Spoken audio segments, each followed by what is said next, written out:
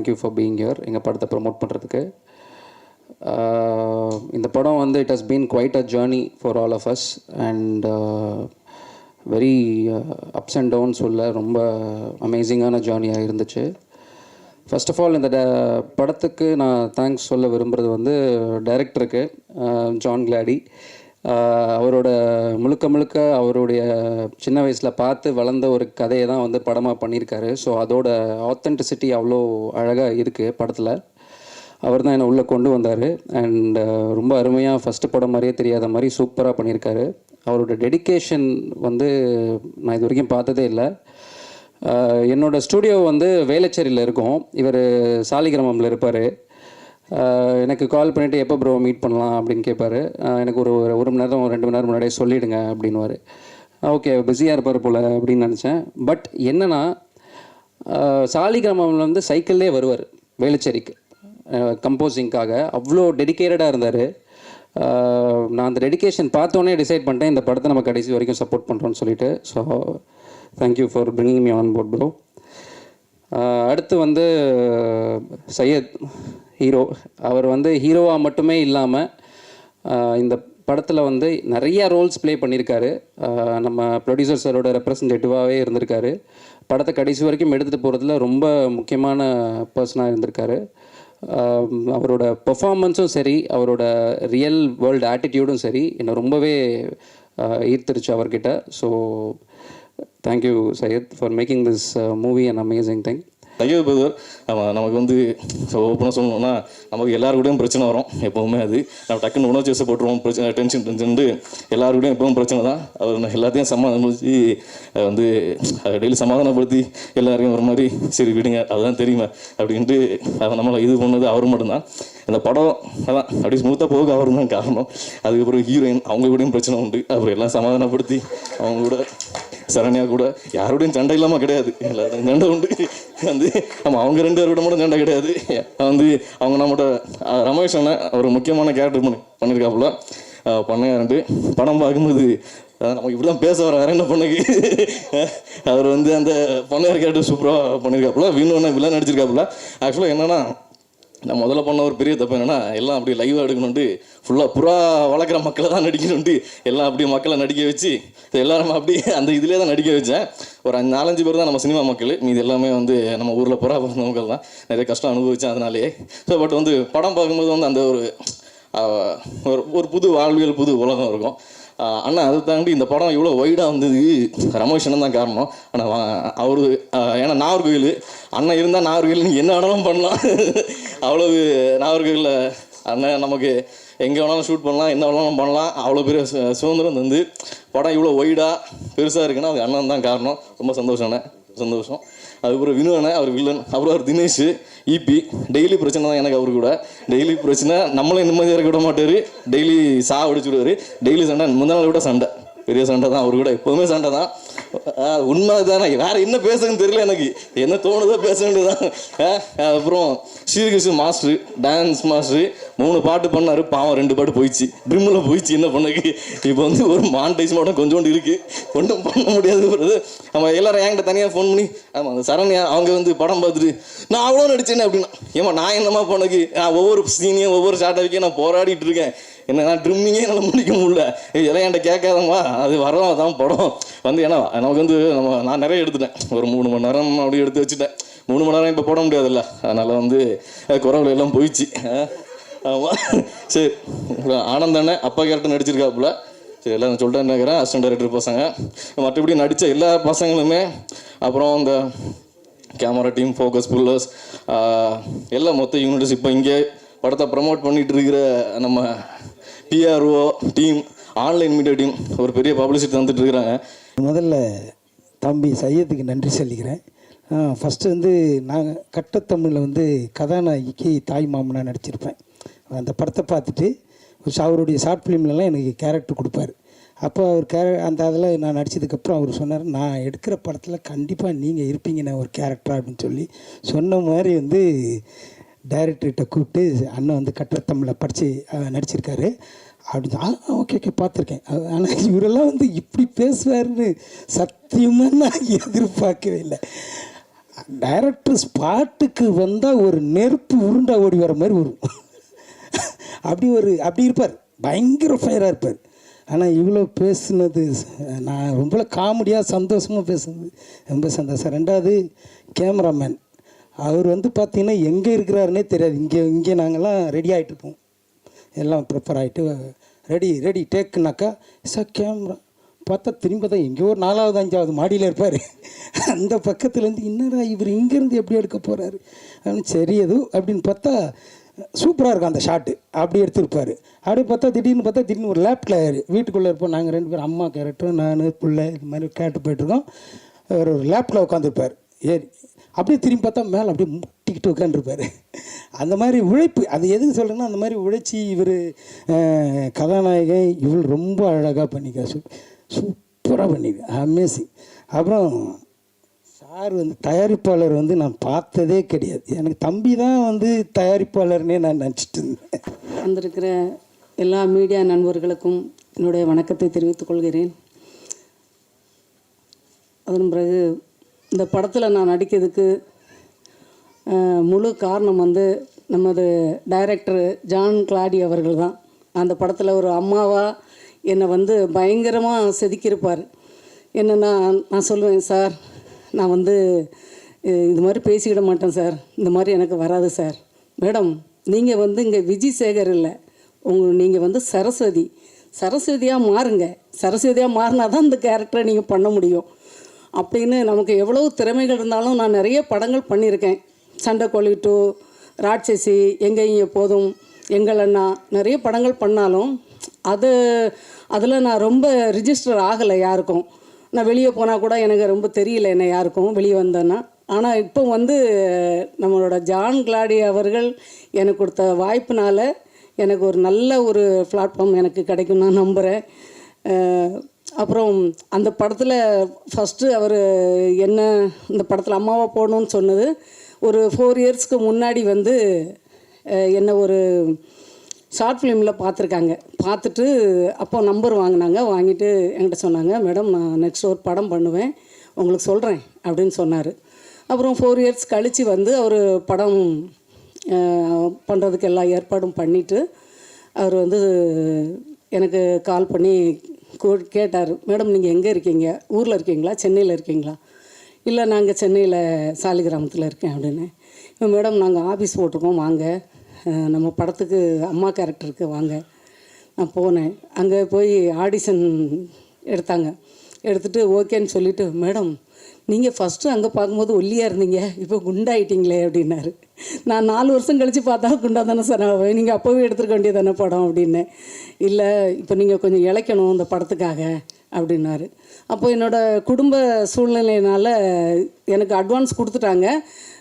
ஒரு எவ்வளோ நாளையில் இழைச்சிருவீங்க ஜிம்முக்கெல்லாம் போயின்னு கேட்டாங்க. ஒரு 20 டேஸில் கொஞ்சம் இழைச்சிருவேன் சார், ஒரு 5 கிலோ கம்மி பண்ணிடுவேன் அப்படின்னு.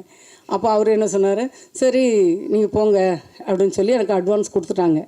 அட்வான்ஸ் கொடுத்ததுக்கப்புறம் எனக்கு குடும்ப சூழ்நிலையினால் என்னால் போக முடியல, ஜிம்முக்கு போக முடியல, இழைக்கலை. அப்புறம் என்ன மேடம் படம் ஆரம்பிக்கணும், முதல் இதே உங்களுக்கு தான் அப்படின்னு சொன்னார். நான் சொன்னேன், சார் இல்லை நீங்கள் வேறு யாரையாச்சும் பண்ணுறீங்களா அப்படின்னு, நான் அட்வான்ஸ் உடனே திருப்பி கொடுத்துட்றேன் அப்படின்னேன். அப்புறம் நான் அப்படி சொன்னதுக்கப்புறம் சரி வேறு யாரையா பார்க்கலான்னு சொல்லி நிறைய ஆடிஷன்லாம் வச்சுருக்காங்க. அவருக்கு யாருமே செட் ஆகலை.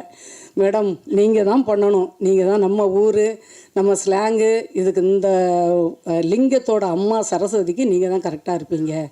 சரி அவர் ஃபஸ்ட்டு ஒரு படம் பண்ணுறாரு, கண்டிப்பாக நம்ம இதை பண்ணணும் அப்படின்னு சொல்லிட்டு திருப்பி என்ன இழைக்கிறதுக்காக இங்கே இருந்தால் நீங்கள் இழைச்சிட மாட்டீங்கன்னு சொல்லி நாகர்கோயிலுக்கு இந்த டீம் எல்லோரும் நம்ம சையது தம்பி எல்லோரும் சேர்ந்து அங்கே எங்களை கத்திரன் சார் எல்லோரும் அங்கே கூட்டிகிட்டு போய் அங்கே எனக்கு 2 அசிஸ்டன்ட் டைரக்டர் அனுப்பி காலையிலே ஸ்கூலில் எஸ்எல்பி ஸ்கூலில் வாக்கிங், அப்புறம் ஜிம்போ கிளாஸு என்னை விடவே இல்லை. ஒரு மாதம் அங்கே போய் ஒரு 10 kg கம்மி பண்ண வச்சுட்டாங்க, இலைக்க வச்சு என்ன அந்த படம் எடுத்தாங்க. எல்லாருக்கும் வணக்கம். ப்ரெஸ் அண்ட் மீடியா இங்கே வந்திருக்க எல்லாருக்கும் ரொம்ப நன்றி. எங்கள் டீம் எல்லாருக்கும் நான் வந்து விஷ் பண்ணிக்கிறேன். அண்ட் உங்களோட சப்போர்ட் எங்களுக்கு கண்டிப்பாக தேவை. இந்த ப்ராஜெக்டில் நான் எப்படி வந்தேன்னா, சையத் அவங்க என்னோடய ஃப்ரெண்டு, ஒரு 7 இயர்ஸாக ஆக்டிங் கிளாஸில் இருக்கும்போது தெரியும். ஸோ இந்த இடத்துல நான் என்னோடய வாத்தியார் அருள்மொழி சார் இப்போ இல்லை. நான் எப்போவுமே ஒரு ஸ்டேஜ் வேணும்னா அவருக்கு தேங்க் பண்ணணும்னு நினைப்பேன். ஸோ அவர் இல்லைனா எனக்கு சையத் தெரிஞ்சிருக்காது. ஸோ இந்த ப்ராஜெக்டில் வந்துருக்க முடியாது. அண்ட் ஜான் சார் ரொம்ப நன்றி. சித்ராவாக இந்த படத்தில் நான் ஒரு ரோல் பண்ணியிருக்கேன். ஸோ அதான் வசந்த், அப்புறம் எங்கள் டீம் எல்லாருக்குமே வந்து தேங்க்ஸ். அண்ட் நான் துரை சார் பார்த்ததே இல்லை. உண்மையாக சொல்லணுன்னா வந்து ரொம்ப நாள் நிறைய பேர் எனக்கு இருக்காங்க, சையத் தான் அந்த படத்தில் ப்ரொடியூசரா அப்படின்னு சொல்லி கூட என்கிட்ட கேட்டிருக்காங்க. அதுக்கப்புறம் வந்து ஏன்னா ஒரு படம் வந்து ஒரு ஹீரோவாக ஸ்டார்ட் பண்ணுறாங்க அப்படின்னா இங்கே நிறைய பேர் என்ன யோசிக்கிறாங்கன்னா, அந்த படத்துக்கு அவ்வளோ எஃபோர்ட் போடுறோன்னா ஒரு ஹீரோ வந்து ப்ரொடியூஸ் பண்ணுவாரோ அப்படின்னு நினச்சிட்டு இருப்பாங்க.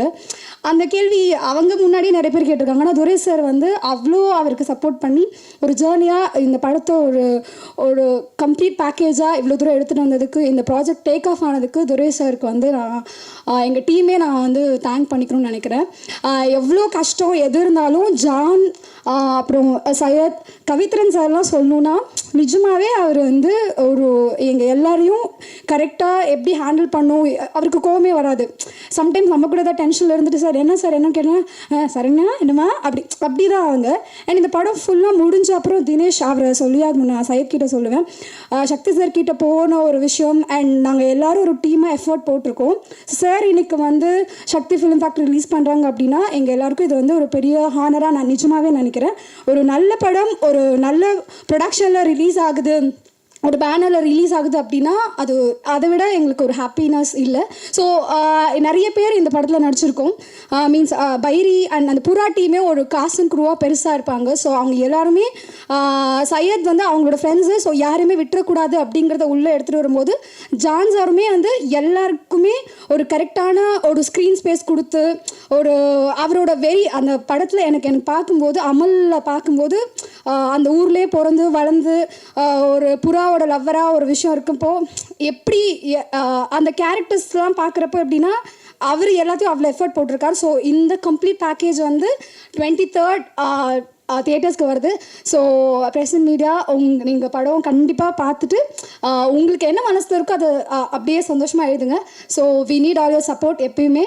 எங்கள் டீம் எல்லாருக்கும் அகெயின் நான் விஷ் பண்ணிக்கலாம். சக்தி சார் ரொம்ப நன்றி, துரை சார் ரொம்ப நன்றி.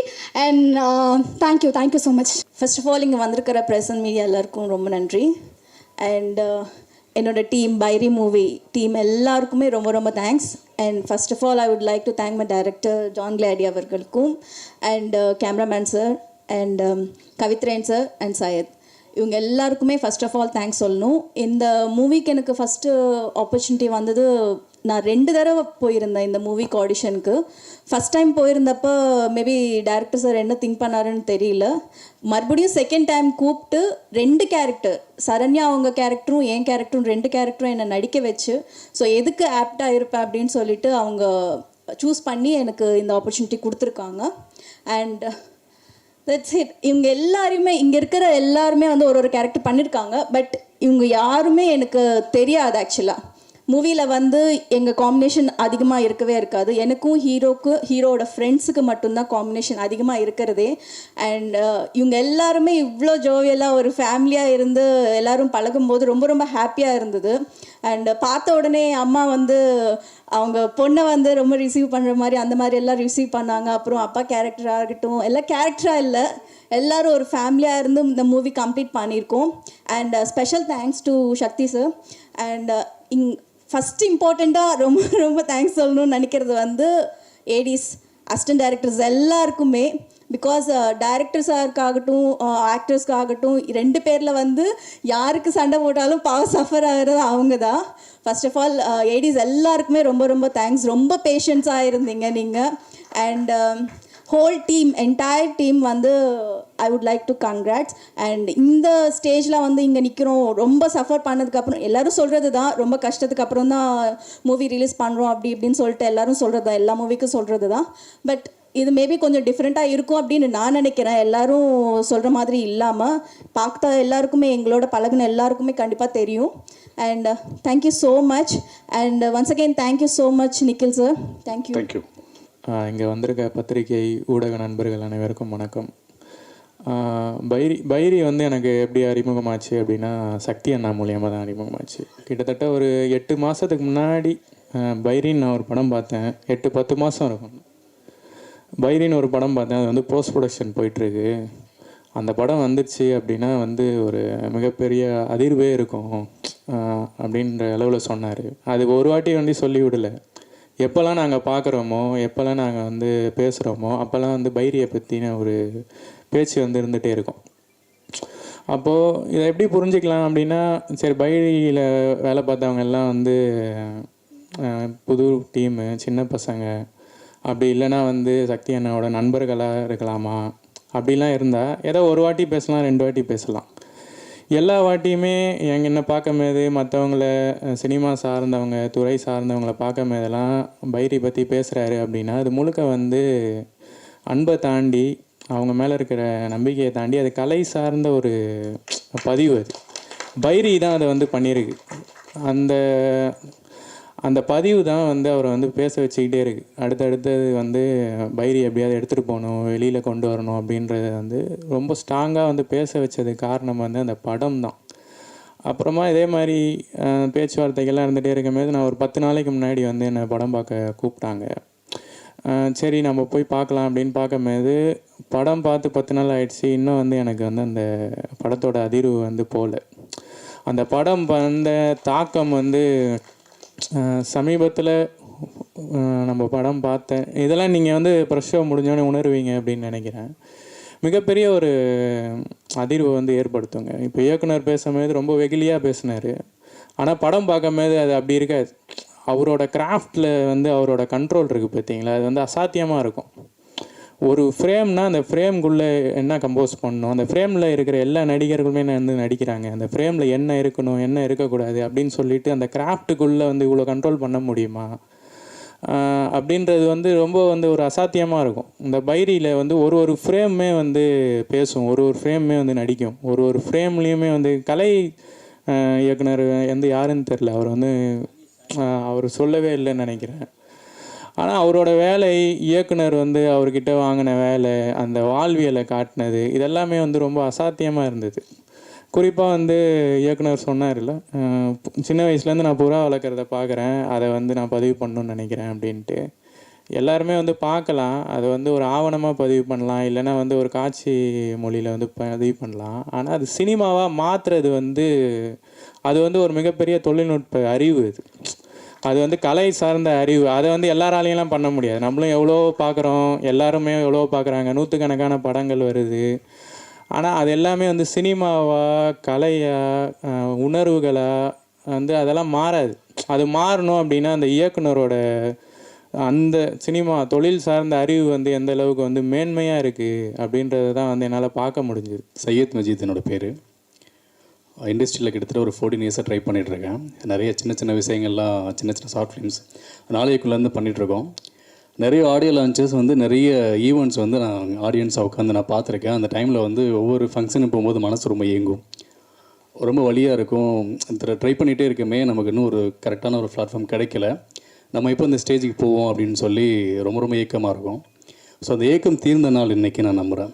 ஸோ இந்த நாள் வந்து நான் ஏங்கின அந்த நாள் வந்து இன்றைக்கி கிடச்சிருக்குங்கிறதுல ரொம்ப சந்தோஷம்.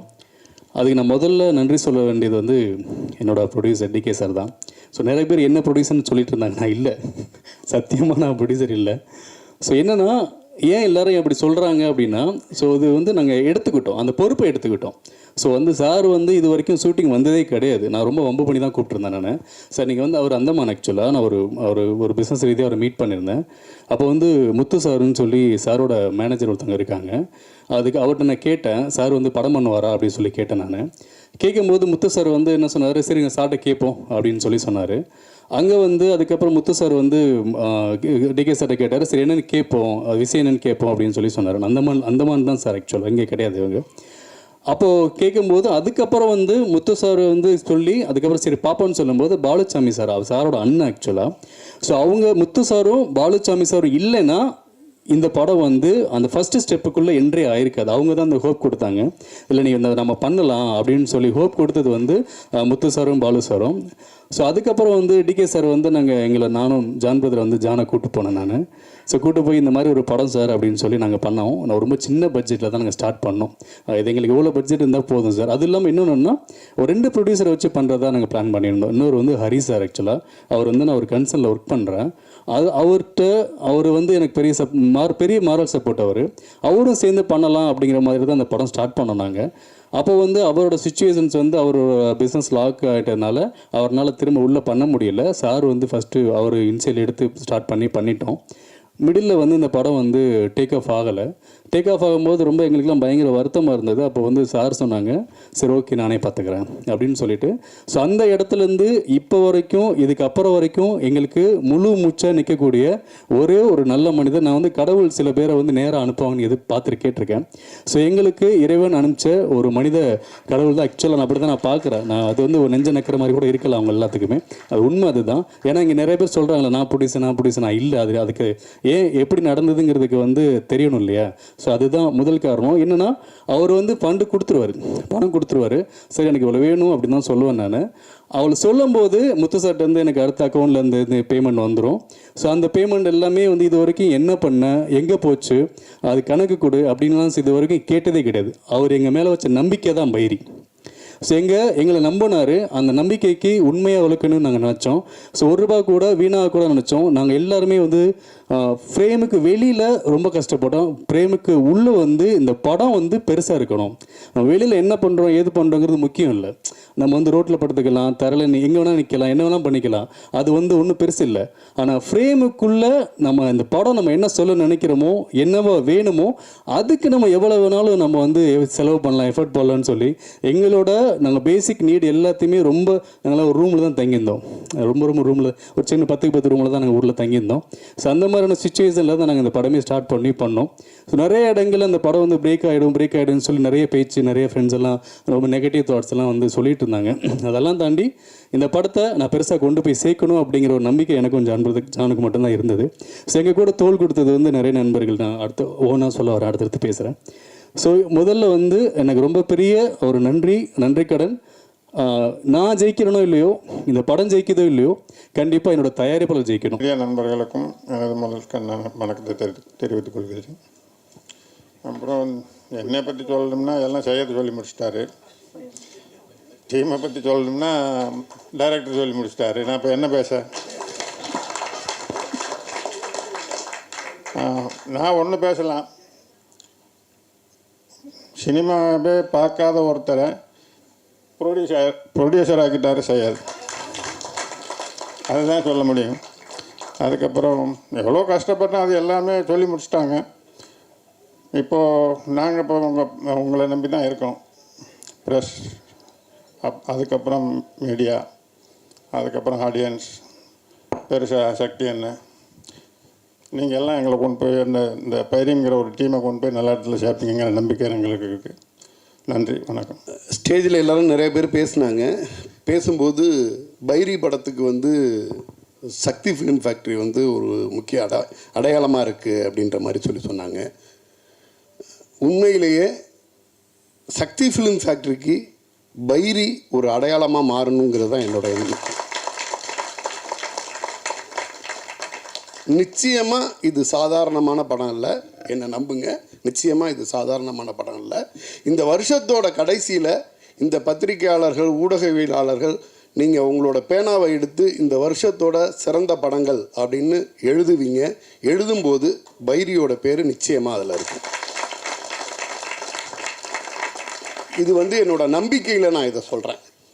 ஏன்னா ஒரு படம், அந்த படத்தை ஆத்மார்த்தமாக எடுத்துகிட்டு போகக்கூடிய கலைஞர்கள், டெக்னீஷியன், டீமு, கிட்டத்தட்ட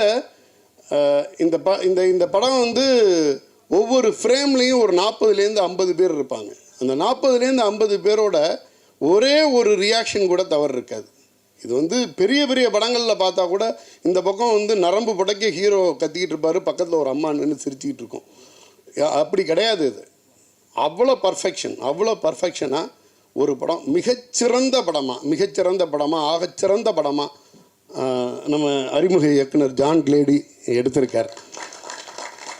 எல்லாருமே சொன்னாங்க, நாங்கள் வந்து 15 வருஷமாக கஷ்டப்பட்டோம் இதில் உள்ள ஒவ்வொரு டெக்னீஷியனும். இது எல்லாரும் சொல்கிறது தான்.